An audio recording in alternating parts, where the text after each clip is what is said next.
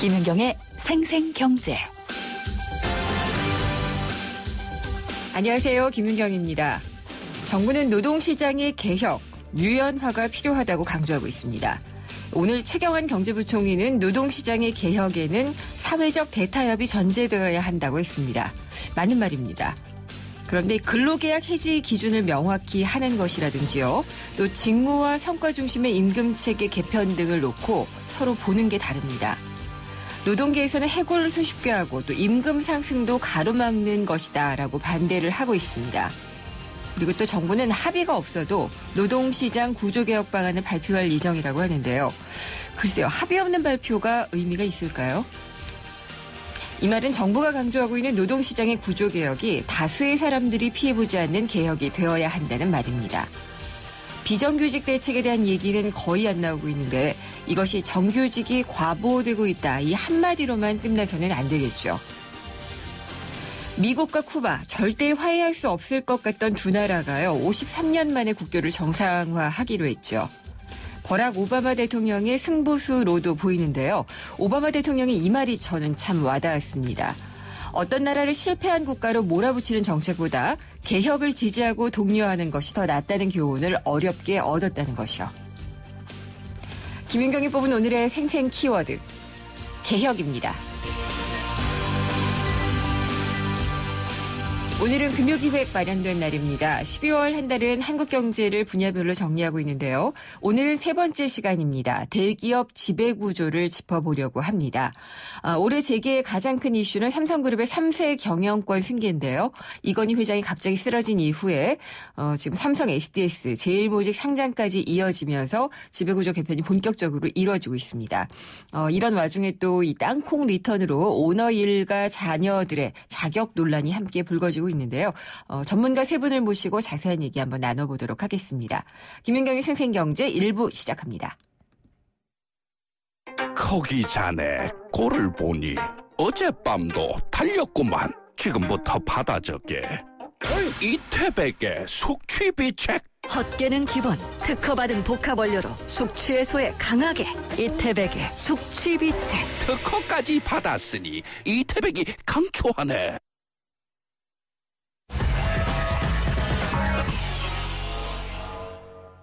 네, 오늘 금요일 증시는 어떻게 끝났을까요? 증시가 계속 외국인들이 많이 팔면서 많이 떨어졌었는데 오늘은 좀 기관도 사고 외국인도 밀어주고 하면서 지수가 좀 올라갔다는 얘기가 있습니다. 지금 마감가를 정확하게 확인은 못했는데요.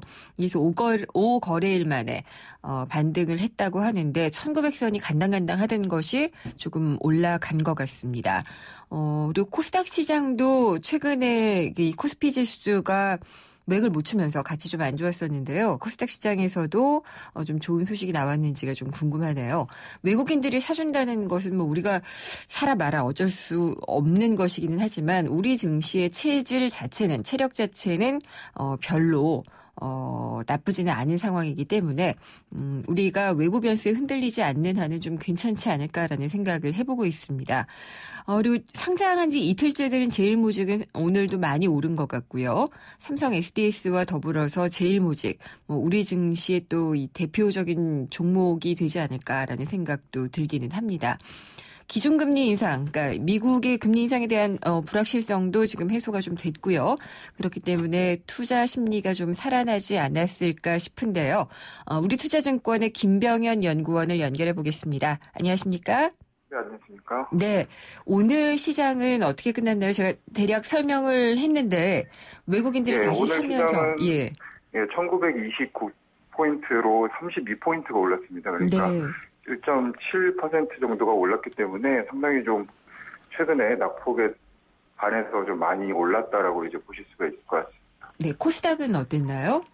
코스닥은 535포인트로 1.5% 정도 올라서 코스닥도 상당히 좀 상승세가 됐다라고 볼 수 있을 것 같습니다. 그동안 정말 던지듯이 팔았던 외국인들이 다시 좀 돌아온 게 아무래도 시장에 도움이 됐겠죠? 예, 아무래도 그동안 이제 외국인들이 많이 이제 좀 팔았기 때문에 그거에 대한 좀 우려감이 좀 있었는데요. 사실 외국인들은 오늘도 그렇게 많이 사지는 않았던 것 같습니다. 네. 실제적인 수치를 좀 말씀을 드리면 한 131억 정도 순매도를 했습니다. 그렇기 때문에 한 8일 연속 순매도 여전히 이어갔고요. 다만 네. 그동안은 뭐 2천억, 3천억, 어제는 5,200억 팔았다가 613억이니까 네. 순매도 규모는 상당히 좀 줄었다라고 보실 수가 있을 것 같습니다. 네. 오늘 뭐 종목이나 업종 중에서는 어떤 것들이 좀 눈에 띄었나요? 오늘 삼성전자가 4.9% 정도 올라서 상당히 네. 많이 올랐고요. 한국전력이 5.7%, 그리고 제일모직이 상한가를 기록하는 이런 모습이었는데요. 제일모직은 이제 어제 상장한 이후에 외국인들은 많이 팔았지만 어제도 좀 한 6% 정도 올랐고 오늘 또 상한가를 이렇게 치는 모습을 보면서 공모가 상당히 이제 IPO가 성공적이었다라고 말씀드릴 수가 있을 것 같고요. 네. 삼성전자 같은 경우에는 배당에 대한 이슈가 좀 있었습니다. 그래서 지금 뭐 6시까지 조회 공시를 요구한 이런 상황인데 네. 올해 배당 금액을 좀 늘리겠다라는 이런 그 보도가 나오면서 예. 배당에 대한 관심이 다시 좀 증가하는 이런 모습을 보였습니다. 그러면은 좀 매력적이긴 하겠네요. 자사주도 매입을 하고 또 배당도 하고 그러면은요. 결국에는 그동안 이제 그리스나 네. 아니면 뭐 유가 하락 그리고 러시아 리스크 이런 것 대외적인 부분들이 상당히 좀 악재로 작용을 많이 했습니다. 하지만 뭐 국내 시점으로 보면 29일이 이제 배당 낙일이거든요. 그래서 네. 다음 주 수요일까지는 주식을 매입을 해야 올해 배당을 받을 수가 있습니다.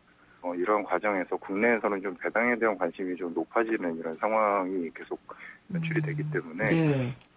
지수도 그동안 사실 좀 많이 빠졌었고 다음 주는 좀 배당에 대한 이런 관심들이 계속적으로 높아질 것 같습니다. 배당과 관련해서는 그러면은 삼성전자 말고는 발표한 데나 혹은 뭐 얘기가 되고 있는 데가 있나요? 현대차그룹도 뭐 네. 자사주를 매입하면서 주주 가치를 제고했다라는 이런 그 모습들이 좀 있으면서 현대차그룹도 좀 배당을 늘릴 가능성이 좀 있고요. 네. 은행주에서는 기업은행이 배당을 좀 늘려갈 것으로 이렇게 판단을 하고 있습니다. 예. 그리고 기존 고배당주로 이제 보여지는 KTNG나 SK텔레콤 같은 경우가 뭐 배당 수익률이 3% 이상이 나오는 것으로 지금 계산이 되고 있습니다. 네. 다음 주는 그러면은 배당을 좀 바라보면서 기대감이 있는 시황을 전해 주실 수 있을까요? 네, 그렇습니다. 그 지수, 장중 지수 때로 보면 네. 거의 한 1885까지 떨어졌다가 네. 지금 다시 이제 바닥을 찍고 올라오는 이런 모습이기 때문에 다음 주에는 좀 낙폭을 좀 만회하고 좀 상승세가 좀 나타나지 않을까 이렇게 네. 판단하고 있습니다. 네, 오늘 말씀 잘 들었습니다. 감사합니다. 네, 감사합니다. 우리투자증권의 김병현 연구원이었습니다.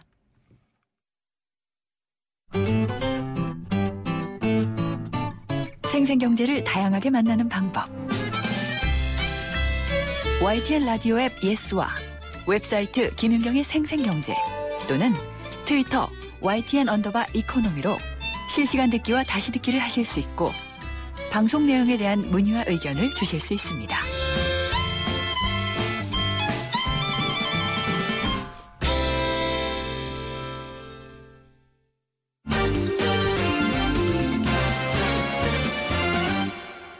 네, 오늘의 주요 경제 뉴스 살펴보겠습니다. 한국일보 이성철 부국장 연결합니다. 안녕하십니까? 안녕하세요. 예. 호스피스라고 요즘 이제 말기 암 환자들 같은 경우에 많이들 찾아가시게 되잖아요, 마지막에. 네. 건강보험이 내년부터 적용이 된다고 하는 소식이네요. 예, 그렇습니다. 내년 하반기부터 아마 말기 암 환자에 대한 호스피스, 그 다음에 여러 가지 그 완화 치료라고 그러죠. 네. 통증을 완화하는 치료. 이런 거에 대해서 건강보험이 아마 적용될 것으로 보입니다. 보건복지부가 오늘 건강보험정책심의위원회를 열어가지고 이 완화 의료에 대한 건강보험 수가 적용 방향을 이제 마련을 하고, 물론 이제 세부적인 그 수가 모델은 아마 내년 4월까지 마련될 것으로 보이는데, 그렇게 되면은 7월부터는 아마 건강보험을 적용하게 될 것으로 보입니다. 그러니까 이거에 대한 뭐 어떤 별도의 그 항목을 만든다기보다는 그 간병비라든가 병실료라든가 선택진료비라든가 이런 것들을 이제 적용을 해가지고 예. 완화 의료에서 이제 중요한 통증 관리, 상담 이런 것들을 건강보험에 포함시키는 방향을 지금 고려하고 있는데요. 사실 이제 우리가 여러 가지 고령화 사회로 접어들면서 특히 이제 그 임종을 앞둔 시기에 여러 가지 이제 요즘 사실 웰비잉뿐 아니라 이제 웰다잉. 네. 어떻게 하면 통증 없이 좀 편안하게 이 수명을 다할 수 있는가에 대한 그런 얘기들이 많이 나오지 않습니까? 그렇죠. 그리고 뭐 요즘 언론에서도 일부 지적이 있습니다만은 특히 우리나라는 말기 암 환자한테 항암 치료를 적극적으로 권하는 나라는 뭐 우리밖에 없다는 얘기도 있고요. 사실 그분들한테 어떻게 보면 필요한 거는 통증을 줄여드리고 편안하게 네. 이제 가실 수 있도록 여러 가지 의료적으로라든가 또는 어떤 사회 환경적으로 장치들이 필요할 텐데 아마 그런 수요가 계속 늘어날 것으로 보이고요. 이 부분에 대해서 건강보험을 앞으로 이제 좀 더 적극적으로 적용한다고 하니까 굉장히 이것은 뭐 바람직한 방향이라고 생각이 듭니다. 네. 그리고 또 이 HIV 바이러스, 그러니까 에이즈 환자들 같은 경우에 네. 요양병원에 입원이 안 됐잖아요, 거의. 사실상 안 되죠. 예. 사실은 뭐 이제 에이즈에 대한 시각도 많이 달라져서 이게 네. 하나의 어떤 뭐 정말로 굉장히 불명예스러운 전염병이라기보다는 하나의 만성질환처럼 이제 여겨지고 네. 있는 분위기인데 아직도 많은 그런 거에 대한 편견 때문에 대부분의 병원에서 입원을 안 받아주고 하는 그런 것들이 있었는데 이런 부분들도 입원 치료가 가능하도록 네. 요양병원의 환자군으로 에이즈 환자들도 분류를 한다 이런 소식입니다. 네. 여러 가지 좀 현실화가 되고 있는 것 같네요. 네. 러시아 경제에 대한 불안, 이건 뭐 계속되고 있는 문제라, 예, 뭐 다시 한번 좀 짚어봐야 될 것 같아요. 예, 지금 뭐 아시는 것처럼 이 석유 가격 폭락으로 인해서 러시아의 재정 수입이 줄어들게 되고 그로 인해서 지금 루블화가 급등을 하고 있지 않습니까? 환율 자체가, 가치 자체가 폭락을 하고 있는 거죠. 네. 그러면서 뭐 최근에 전격적으로 금리 인상 카드를 뽑았습니다만은 그걸로 해결이 잘 안 될 것 같고 지금 이미 러시아 내부적으로는 사실상 굉장히 위기 상황이나 일어날 법한 징후들이 나타나고 있는데 외신에 여러 차례 보도가 됐습니다만 막 생필품 사재기 같은 건 지금 말할 것도 없고요. 다른 나라 업체들이 러시아에다 수출 자체를 굉장히 꺼리는 그런 상황이 오고 있다고 합니다. 예컨대 제너럴 모터스 GM이라든가 아우디, 제규어, 랜드로버 이 글로벌 자동차 업체들이 네. 러시아에 대한 자동차 수출 선적을 사실상 중단하고 있다고 합니다. 그러니까 루브라 환율이 이렇게 급등하는 상황에서 예. 러시아에서 물건을 파는 것 자체가 굉장히 손해다라는 인식이기 때문에 네. 선적 자체를 중단하고 있고 예컨대 세계 최대의 가구 판매 업체 우리나라에도 얼마 전에 들어왔죠. 이 이케아 같은 경우도 네. 러시아에서의 영업을 일시적으로 지금 중단하는 예. 뭐 수요 때문이다라고 얘기하는데 사실은 가격을 환율 때문이겠죠. 올리겠다는 뜻이겠죠. 네. 지금 그런 상황인 것 같고 애플 스토어도 닫았다고 들었어요. 네 맞습니다. 예. 지금 애플도 뭐 물건을 안 판다는 얘기가 지금 전해지고 있고요. 또 지금 유럽계 은행들이 상당수가 러시아에 이 여신이 많거든요. 네, 얼마나 되나요? 정확하게 나와 있는. 프랑스의 투자은행인 이 소시에테 제너랄 같은 경우에 네. 핵심 운용 자산의 62%가 지금 러시아에 묶여 있다고 합니다. 많이 줬군요. 예, 네. 또 이탈리아의 대형은행인 이 유닉 크레디트라는 곳도 자산의 한 40% 정도가 러시아하고 지금 엮여져 있는데. 네. 만약에 러시아가 정말로 디폴트 같은 상황이 오게 되면은 이 러시아 자체도 문제지만 러시아에 돈을 꽂았던 금융기관들도 대량 손실이 불가피해지고 이렇게 네. 되면 그 자체가 세계 금융시장의 또 하나의 심각한 이 변동 요인으로 작용할 가능성이 있는데요. 또 뿐만 아니라 구소련 연방 국가들 있지 않습니까? 네. 예컨대 몰도바라는 나라 같은 경우는 GDP의 4분의 1 정도가 러시아에서 일하는 자국민들이 보내온 송금에 해당한다고 합니다. 그렇게 돼서 만약에 러시아가 경제가 지금 저렇게 돼가지고 거기에 취업하고 있는 몰도바 국민들이 제대로 송금을 하지 못할 경우에는 몰도바 자체가 경제 위기가 올 수 있게 된다는 것이죠. 네. 또 러시아 옆에 있는 벨라루스라는 나라도 그런 경우가 많고 수출 대금을 지금까지는 루블화로 받았는데 네. 지금 루블화 자체가 지금 휴지 조각처럼 돼버리니까 달러화로 달라고 요구를 하고 있고 뭐 아무튼 여러 가지 단순히 러시아 자체의 무슨 이 외환위기 디폴트 위기뿐 아니라 이게 러시아하고 직접적으로 연결되어 있는 주변 국가들 네. 또 여러 기업들 또 금융기관들 여기에 어떤 연쇄적인 파장과 충격이 올 가능성이 굉장히 높습니다. 그렇기 때문에 이게 세계 경제의 하나의 뇌관이 될 수 있다는 얘기가 나오고 있는 것이죠. 그렇겠죠. 이 유럽 기업들도 큰일이고 금융사들이 이렇게 물려있는 돈들 이런 게 불안을 다시 한번 일으키면은 유럽은 정말 일어나기 어렵게 되지 않을까. 그럼요. 예, 그렇습니다. 우리의 또 수출 창구이기도 한데 좀 걱정이긴 합니다. 네.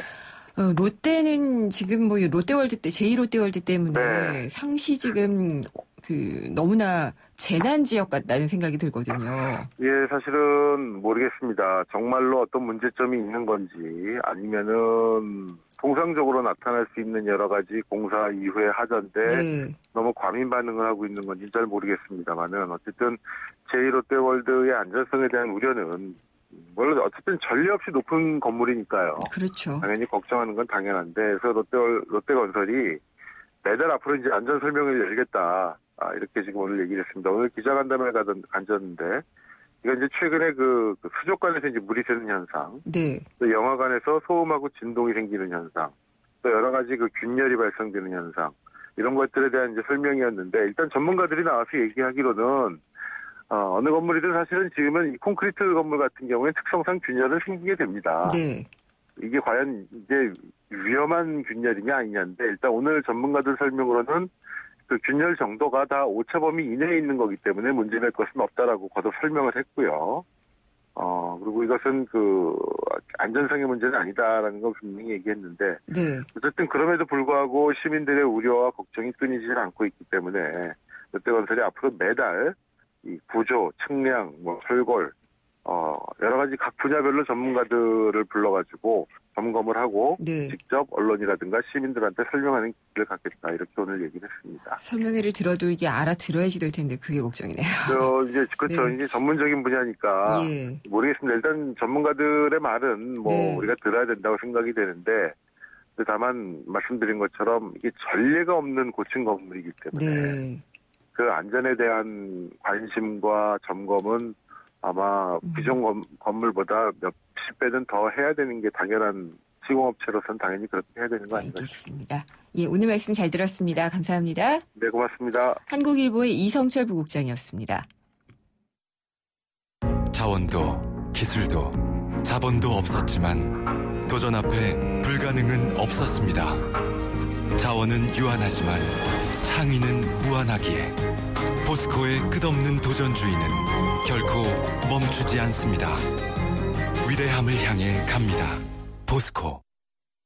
네, 생생경제 1부 함께 하셨습니다. 잠시 후 2부에서는요. 영화와 책을 통해서 경제를 알아보도록 하겠습니다. 경제영화관 시간에는요. 이번 크리스마스에 유치원 다니는 자녀 있으신 분들 같이 가서 보면 좋을 영화 있습니다. 뽀로로 극장판 영화. 만화영화라고 할 수 있겠죠. 눈요정마을 대모험을 소개를 해드리고요. 여기에 숨어있는 크리스마스와 마케팅 얘기를 짚어보도록 하겠습니다. 그리고 경제신간, 올해 일본에서 가장 많이 팔린 책이라고 하네요. 미움받을 용기라는 책을 소개해드리도록 하겠습니다. 잠시 후 2부에서 뵙겠습니다.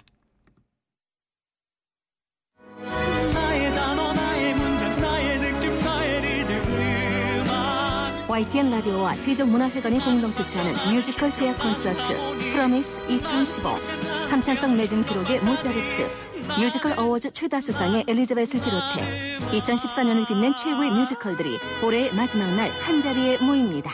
임태경, 민영기, 옥지연 등 최고의 뮤지컬 스타와 관객이 함께하는 프로미스 2015 예매는 인터파크에서 확인하세요.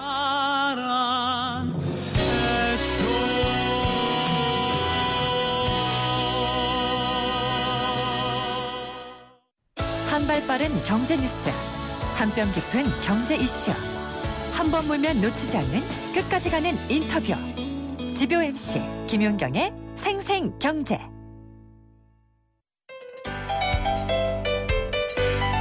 알쏭달쏭 경제상식 퀴즈.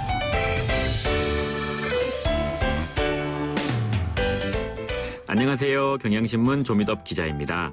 경제 상식을 재미있는 퀴즈로 풀어보는 코너 경제상식 퀴즈인데요. 정답을 아시는 분은 짧은 문자 50원, 긴 문자 100원이 부과되는 휴대전화 문자메시지 우물정 0945번, 우물정 0945번으로 보내주세요. 추첨을 통해 경제신간 그리고 생생경제에서 마련한 선물을 드리겠습니다. 퀴즈입니다. 미국 샌프란시스코 근처의 계곡 지역에 위치한 세계적으로 가장 유명한 벤처 산업 단지입니다. 겨울을 빼면 연중 비가 내리지 않아서 습기를 피해야 하는 전자산업에 딱 맞는 지역이라고 하는데요.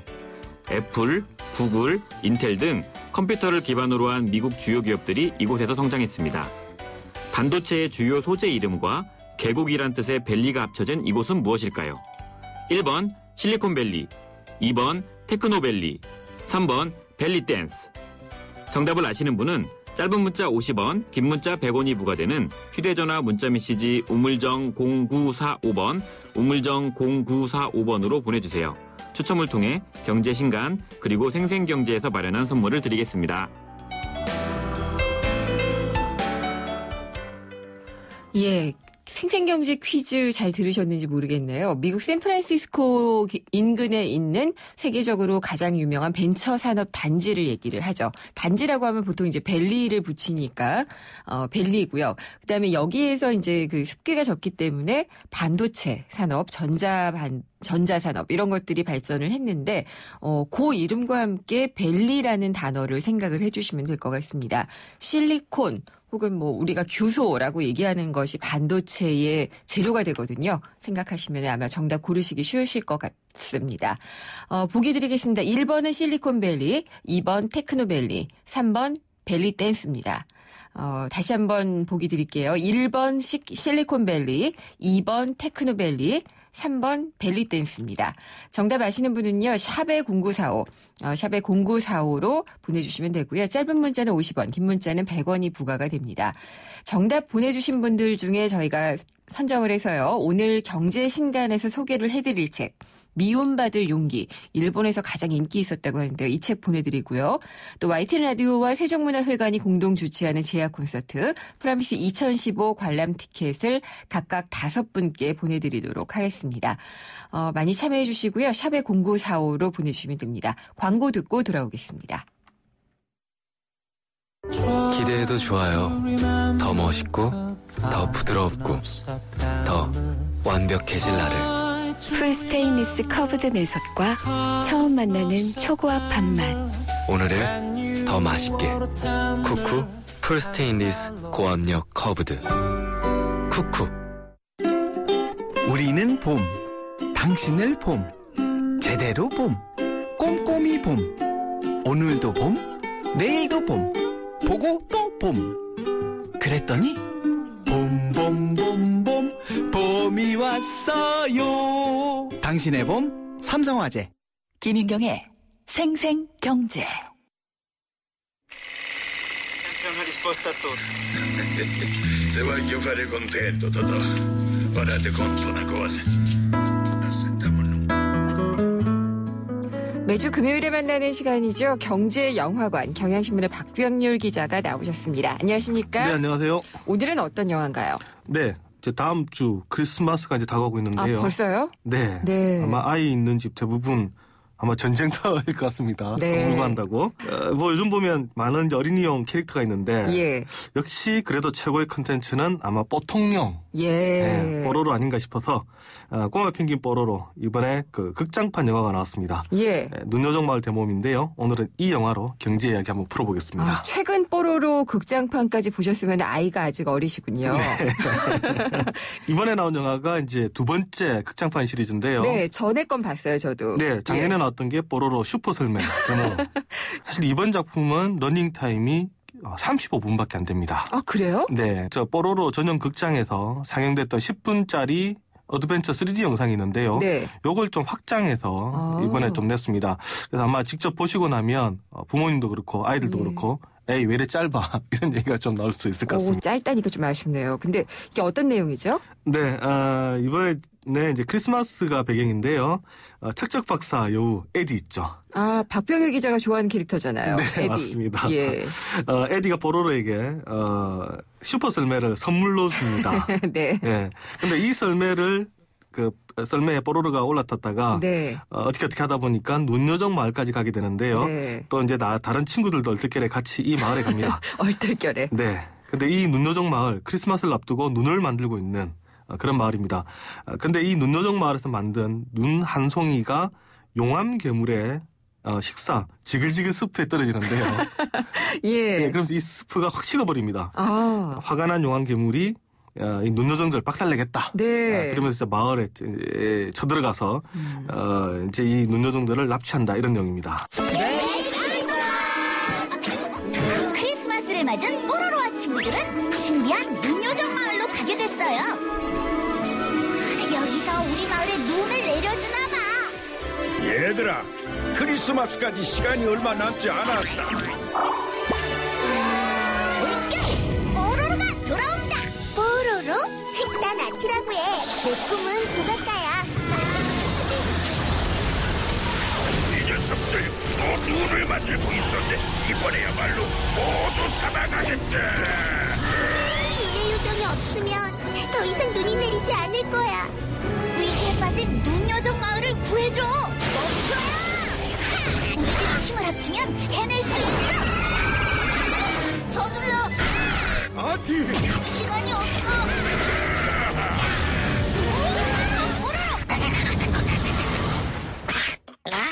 네, 역시 크리스마스 하면 많은 사람들이 선물을 기다리죠. 아, 그럼요. 네, 이게 뭐든지 하여튼 선물을 기다리는데 네. 이 애니메이션에서도 에디가 뽀로로에게 슈퍼 셀매를 이제 선물로 주는데요. 오늘은 이 크리스마스 선물의 경제학에 대해서 좀 말씀드리겠습니다. 에디는 선물을 자꾸 주기는 하는데 네. 다 말썽을 일으키기는 그렇죠. 해요. 네. 근데 크리스마스 선물 이런 거는 정말 최고의 마케팅 수단이 되잖아요. 네, 아마 지금 크리스마스를 빼고 나면 그 내수 판매하는 회사들 입장에서는 상당히 좀 심심할 것 힘들어지죠. 같은. 네, 예. 그럴 것 같습니다. 특히 우리나라보다도 이 서구 사회에서의 이 크리스마스 시즌 아주 큰 이제 시장인데요. 그 블랙 프라이데이 있죠, 미국에. 네. 또 영국에는 이제 복싱데이라고 또 이런 날이 있습니다. 박스를 싸는 날. 네, 네. 맞습니다. 뭐 미국에서는 박싱데이 부르는데 예. 영국에서는 또 복싱데이 이렇게 부릅니다. 네. 이 연중 최고 규모의 이제 빅세일이 이루어지니까 우리 한 번씩 외신 사진을 보면 사람들이 줄을 서가지고 사기도 하고 때로는 네. 장난감 서로 가지려고 막 싸우는 모습이 벌어지는. 그렇죠. 네, 그날이 바로 이 블랙 프라이데이와 복싱데이입니다. 이 블랙 프라이데이 같은 경우는 그 전까지 쭉 이제 적자가 되다가 이날을 계기로 이제 흑자로 바뀐다. 이게 이제 장부에 기록을 할 때 적자는 빨간색, 네. 흑자는 이제 검정색으로 표시를 하다 보니까 이제 블랙 프라이데이다 이런 별칭이 붙었고요. 또 복싱데이는 크리스마스 다음 날, 일인 12월 26일부터인데요. 사실 우리나라도 이 정도는 아니지만 연말연시 크리스마스 때 특히 네. 마트 같은 데 가보면 정말 뭐 입체 여지가 없죠. 안 가는 게 정답이죠. 근데 크리스마스 선물을 사는 사람들이 이렇게 뭐 장사진을 이루고 인산인해를 이루면은 업체들은 좋잖아요. 그렇죠. 근데 경제학적으로 보면은 선물 자체가 갖고 있는 그 의미는 적다. 뭐 이런 얘기도 있더라고요. 네. 전체적으로 보면 효용이 떨어진다 이런 주장을 하는데요. 그래요? 왜 그럴까? 왜냐, 그 크리스마스 선물은 누구나 큰 기대를 하죠. 예. 그래서 이제 여간에서는 그 상대방에게 선물을 줬을 때 네. 단만족시키기 어렵다 이런 얘기인데요. 눈높이가 높아졌기 때문이군요. 그렇죠. 네. 조엘 월드 포겔이라는 그 펜실베니아대 교수가 있습니다. 이분이 학생들에게 크리스마스 때 자네들이 받았던 선물이 가치가 얼마나 되는가 한번 평가를 해봐라 그랬습니다. 그랬더니 학생들이 자신들이 받은 선물의 가치 구입가의 적게는 67%, 많게는 90% 정도다. 이렇게 얘기했습니다. 네. 즉 실제로 $10짜리 선물을 받았을 때 받은 사람 입장에는 이게 기껏해야 $6에서 $9 정도밖에 가치가 없다. 이렇게 생각을 했다는 얘기입니다. 네. 그렇다면 경제학적으로 보자면 적게는 10%, 많게는 33%의 가치가 그냥 허공에 사라졌다. 예. 이제 그런 의미죠. 이렇게 상품이 원래 가치보다 낮게 평가가 됐는데요. 이것을 이 교수는 크리스마스의 자중손실 예. 이렇게 명칭을 붙였습니다.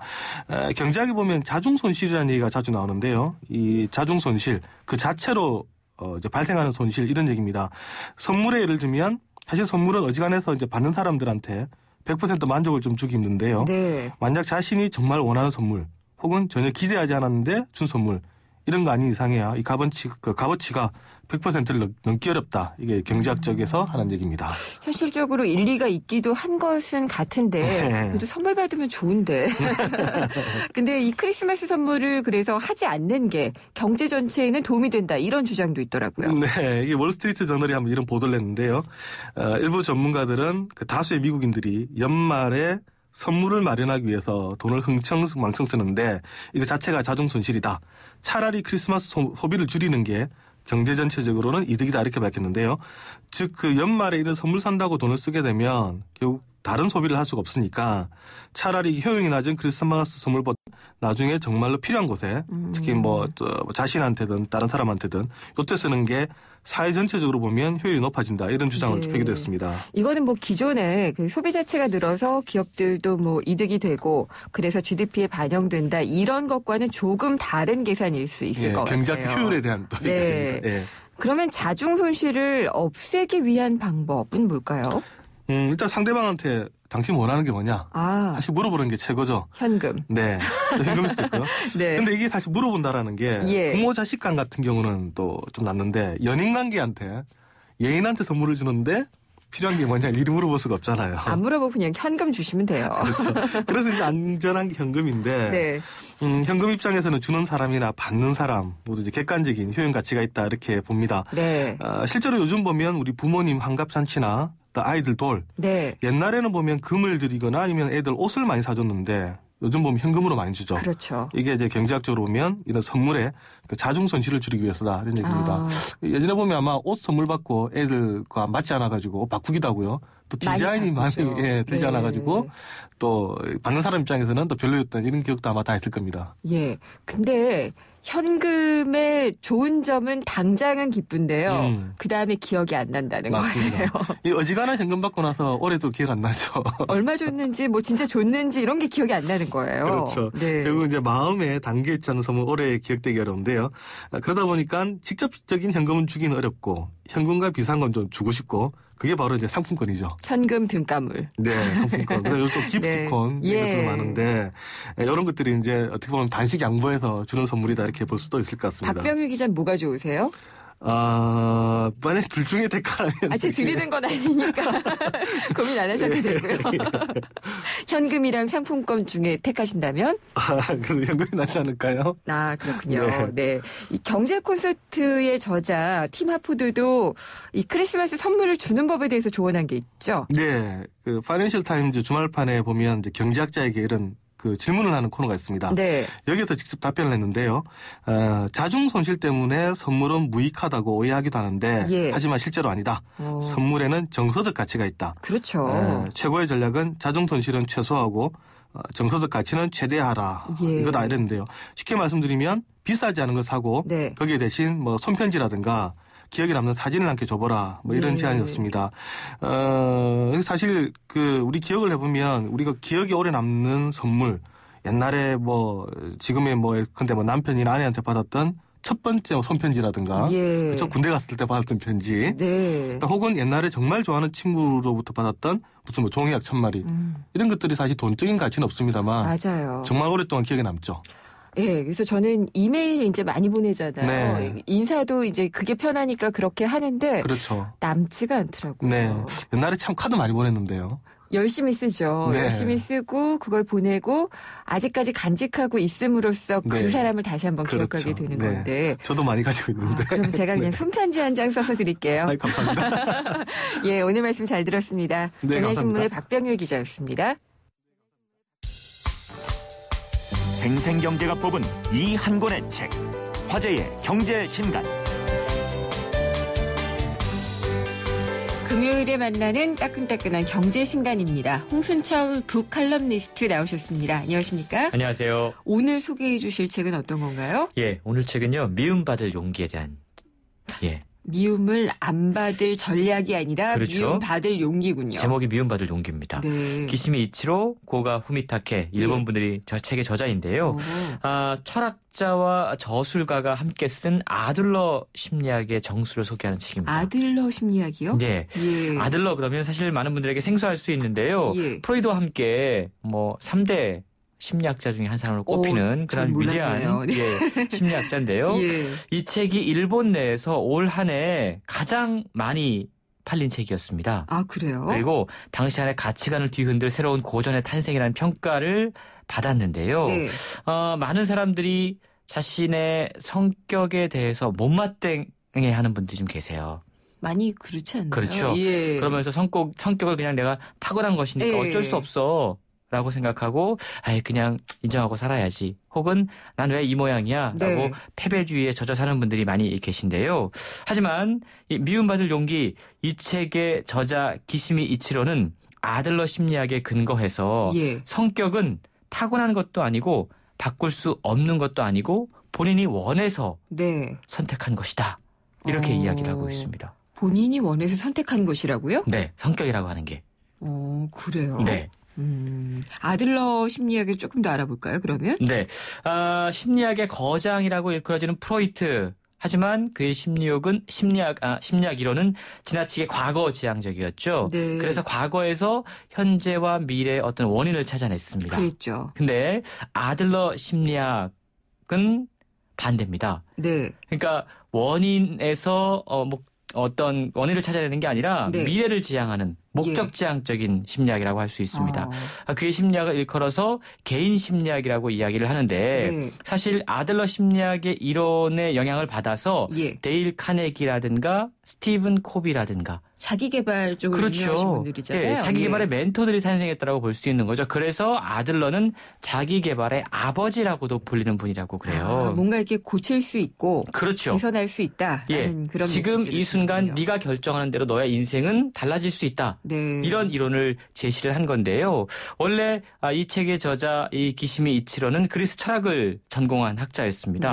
그러다가 어느 날 인간은 누구나 지금 이 순간부터 행복해질 수 있다라고 하는 아들러 심리학의 핵심을 듣고 나서 아들러 심리학에 심취하게 됩니다.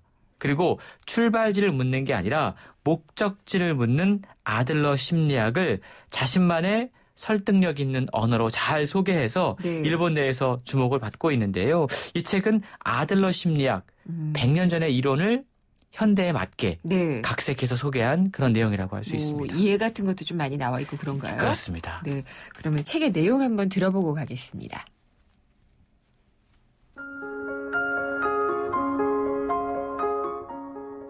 철학자. 인간은 모두 인간관계로 고민하고 괴로워하네.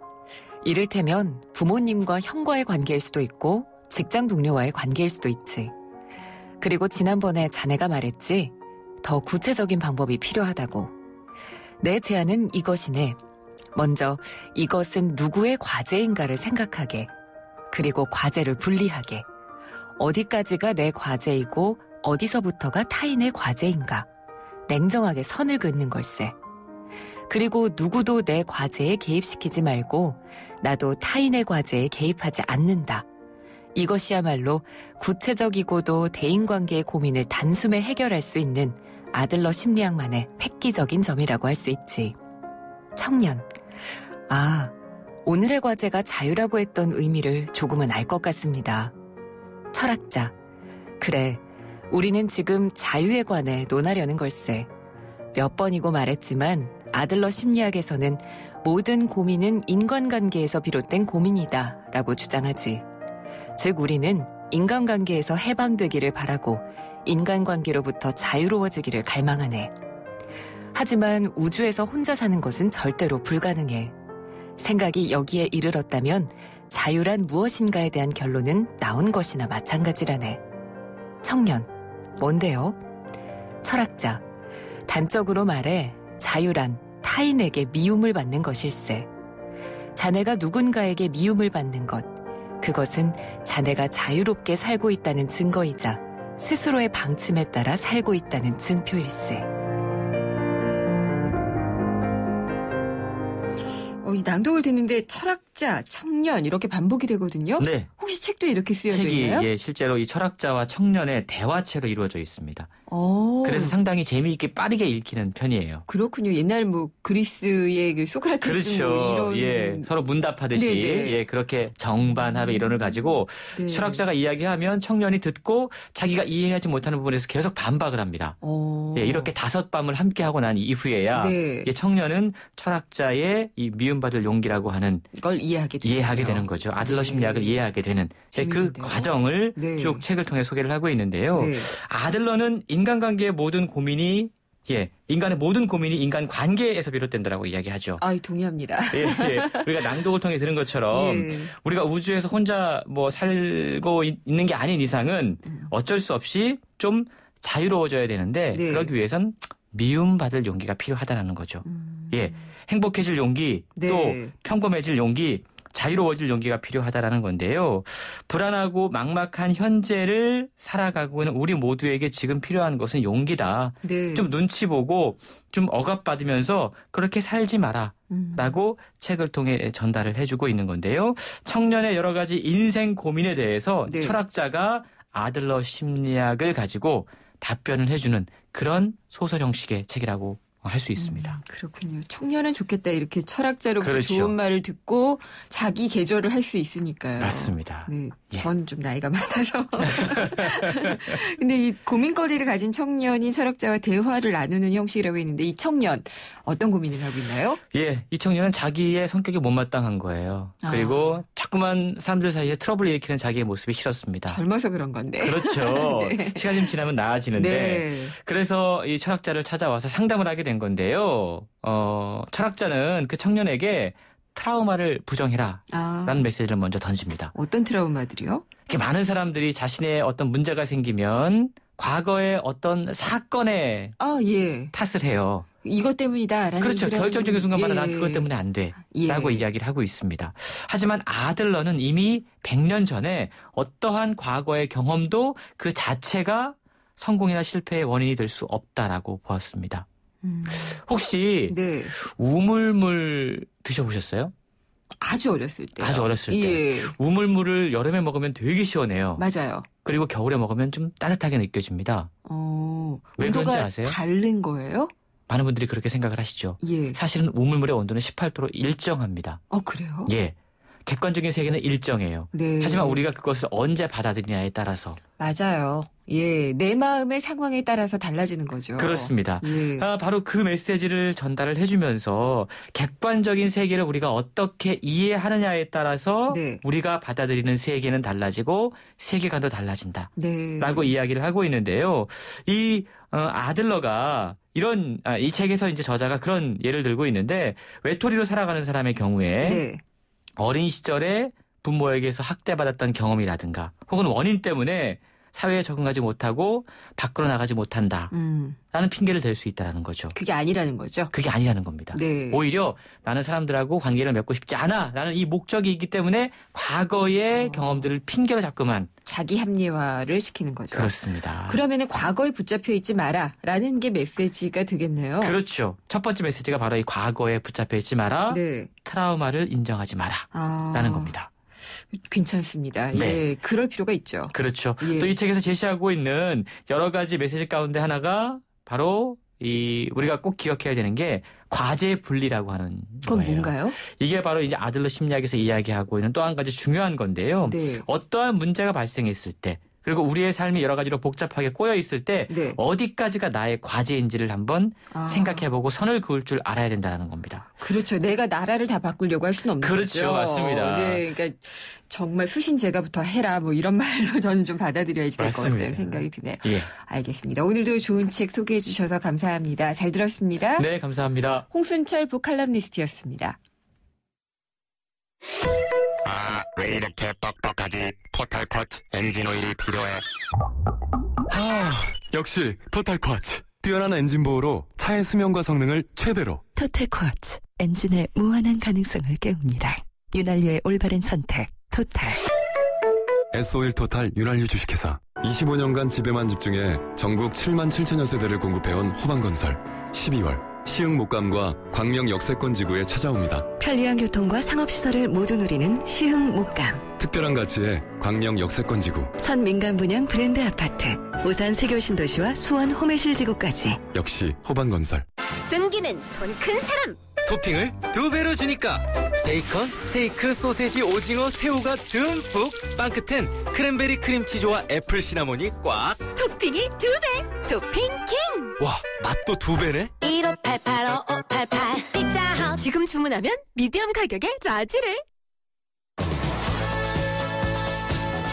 금요일에는 생생경제 퀴즈가 있죠. 못 들으신 분들 위해서 다시 한번 전해드릴게요. 미국 샌프란시스코 근처의 계곡단지에 위치한 세계적으로 가장 유명한 벤처산업 단지입니다.